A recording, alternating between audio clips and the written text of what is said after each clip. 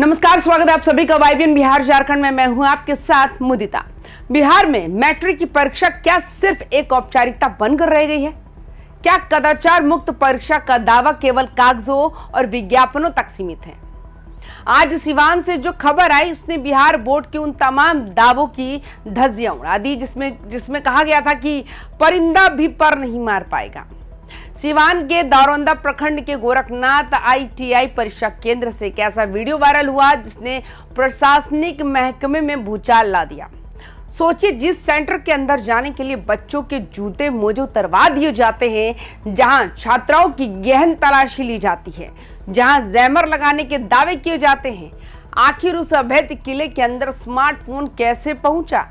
और सिर्फ पहुंचा ही नहीं बल्कि परीक्षा कक्ष के अंदर से धड़ल्ले से वीडियो बनाया गया और उसे सोशल मीडिया पर वायरल भी कर दिया गया।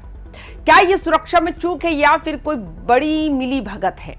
आज की इस विशेष और सबसे बड़ी रिपोर्ट में हम सिवान के इस वायरल कांड का रेशा रेशा अलग करेंगे।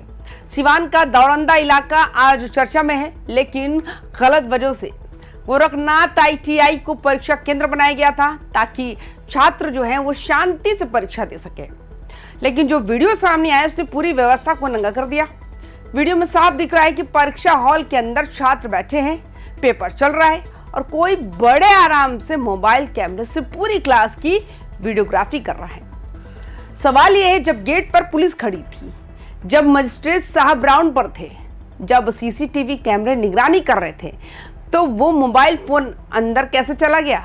क्या चेकिंग करने वाले गार्ड्स की आंखों पर पट्टी बंधी थी या फिर जानबूझकर किसी खास को फायदा पहुंचाने के लिए रास्ता साफ किया गया था?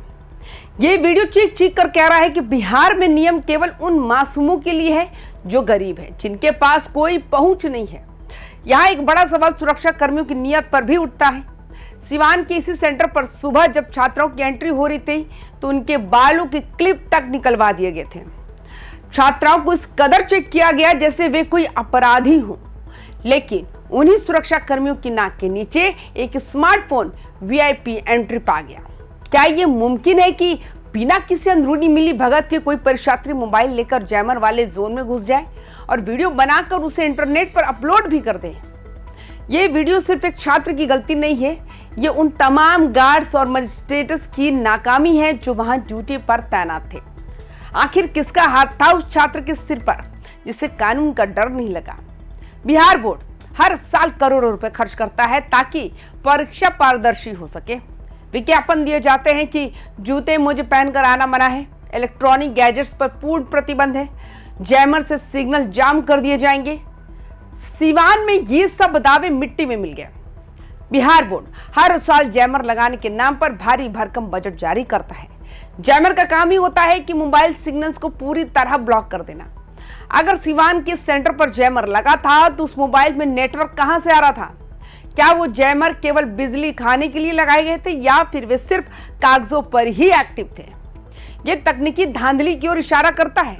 या तो जैमर खराब थे या उन्हें जानबूझकर बंद रखा गया ताकि अंदर की खबर बाहर जा सके और बाहर से मदद अंदर आ सके। जनता के टैक्स के पैसों की इस बर्बादी का हिस्सा कौन देगा? अगर वहां जैमर लगा था तो वीडियो अपलोड कैसे हुआ? अगर सीसीटीवी कैमरे चल रहे थे तो कंट्रोल रूम में बैठे लोगों को मोबाइल नहीं दिखा? यह घटना परीक्षा प्रबंधन की सबसे बड़ी लापरवाही की ओर इशारा करती है। प्रशासन अब जांच की बात कर रहा है, लेकिन क्या ये जांच उन हजारों ईमानदार छात्रों के साथ न्याय कर पाएगी जो साल भर मेहनत करते हैं? जब एक मोबाइल अंदर जा सकता है तो क्या गारंटी है कि वहां से क्वेश्चन पेपर बाहर नहीं भेजा गया होगा? इस घटना का सबसे दुखद पहलू वो छात्र हैं जो ईमानदारी से अपनी मेहनत के दम पर परीक्षा दे रहे हैं। जब एक मेधावी छात्र देखता है कि उसके बगल वाला छात्र चोरी छिपे मोबाइल चला रहा है या कोई अंदर वीडियो बना रहा है तो उसके आत्मविश्वास पर क्या गुजरती होगी? ये मामला केवल एक वीडियो का नहीं, ये परीक्षा प्रणाली की विश्वसनीयता का है। अगर सिस्टम में इतनी बड़ी सेंधमारी हो सकती है तो फिर इन कड़े नियमों का क्या मतलब? उन पेरेंट्स का क्या होगा जो पेट काट कर अपने बच्चों को पढ़ाते हैं ताकि वो मैट्रिक की परीक्षा पास कर सके? सिवान की इस घटना ने उन तमाम उम्मीदों को कटघरे में खड़ा कर दिया। सोचिए, उस छात्र पर क्या गुजर रही होगी जिसने कड़ाके की ठंड में सुबह 4 बजे उठकर पढ़ाई की होगी, जिसने साल भर एक एक नंबर के लिए मेहनत की होगी। जब वो परीक्षा हॉल में अपने दिमाग पर जोर डाल रहा होता है और बगल में कोई मोबाइल से वीडियो बना रहा होता है तो वो सिस्टम से हार जाता है। ऐसी घटनाएं मेधा का कत्ल कर देती हैं। जब नकल और धांधली सुर्खियां बनती है और बाहर की दुनिया में बिहार के हर छात्र की डिग्री पर शक की निगाह से देखा जाता है। सीवान के इस एक वीडियो ने उन लाखों छात्रों की मेहनत पर काली पोत दी जो ईमानदारी से अपनी तकदीर लिख रहे थे। जैसे ही वीडियो वायरल हुआ, सीवान से लेकर पटना तक हड़कंप मच गया। संबंधित केंद्र अधीक्षक और पदाधिकारियों से रिपोर्ट तलब की गई। जिला प्रशासन कह रहा है कि दोषियों को बख्शा नहीं जाएगा, लेकिन सवाल वही पुराना है, दोषी कौन है? क्या वो छात्र जिसने वीडियो बनाया या वो अधिकारी जिसकी नाक के नीचे मोबाइल अंदर पहुंचा? अक्सर ऐसी घटनाओं में छोटे कर्मचारियों को बलि का बकरा बना दिया जाता है, जबकि बड़े अधिकारी कुर्सी बचाकर निकल जाते हैं। सीवान के लोगों में इस बात को लेकर भारी आक्रोश है। लोग पूछ रहे हैं, क्या गोरखनाथ ITI के सेंटर पर स्पेशल छूट दी गई थी? अगर ये वीडियो सही पाया जाता है तो क्या उस केंद्र की परीक्षा रद्द होगी या फिर इसे एक मामूली चूक मानकर ठंडे बस्ते में डाल दिया जाएगा? ये पहली बार नहीं है जी जब बिहार में परीक्षा के दौरान ऐसी तस्वीरें आई हैं।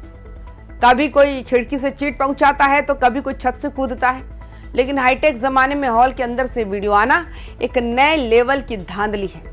ये न केवल कदाचार है बल्कि IT एक्ट का भी उल्लंघन है। प्रशासन को चाहिए वो केवल जांच का दिखावा ना करे बल्कि उस मोबाइल की लोकेशन और IP एड्रेस ट्रैक करे जिससे ये वीडियो वायरल हुआ। ये सुनिश्चित करना जरूरी है कि परीक्षा की शुचिता यानी प्योरिटी बरकरार रहे, वरना बिहार के छात्रों पर नकलची होने का जो ठप्पा सालों पहले लगा था उसे मिटाना नामुमकिन हो जाएगा। अब प्रशासन की तरफ से रटा रटाया बयान आएगा कि जांच कमेटी बना दी गई है, रिपोर्ट तलब की गई है, लेकिन हम सब जानते हैं कि इन जांचों का हश्र क्या होता है। कुछ दिनों बाद मामला ठंडा पड़ जाएगा और फिर अगली परीक्षा में ऐसी ही तस्वीरें सामने आएंगी। सीवान के जिलाधिकारी और SP साहब को यह सुनिश्चित करना होगा कि इस बार मछली छोटी हो या बड़ी, जाल से बचकर ना निकले। क्या उस छात्र का रिजल्ट रद्द होगा? क्या उस सेंटर के अधीक्षक पर FIR दर्ज होगी? अगर ऐसा नहीं होता तो मान लीजिए बिहार में परीक्षा नहीं केवल खाना पूर्ति हो रही है। अंत में YBN न्यूज प्रशासन से सीधा सवाल पूछता है कि आपकी सख्ती केवल गरीब छात्रों को गेट से बाहर रोकने के लिए है? क्या आपके नियम केवल उन छात्राओं के लिए है जो 5 मिनट लेट होने पर रोती रह जाती है? अगर मोबाइल अंदर पहुंच रहा है तो मान लीजिए कि आपका अभेद्य किला ताश के पत्तों की तरह ढह चुका है। सीवान का ये वायरल वीडियो एक चेतावनी है। अगर अभी कड़ी कार्रवाई नहीं हुई तो आने वाले दिनों में ये बीमारी और बढ़ेगी। हम इस खबर पर लगातार नजर बनाए हुए हैं और हर अपडेट आप तक पहुंचाते रहेंगे। बिहार और झारखंड की हर विभाग खबर के लिए देखते रहिए YBN बिहार झारखंड। नमस्कार।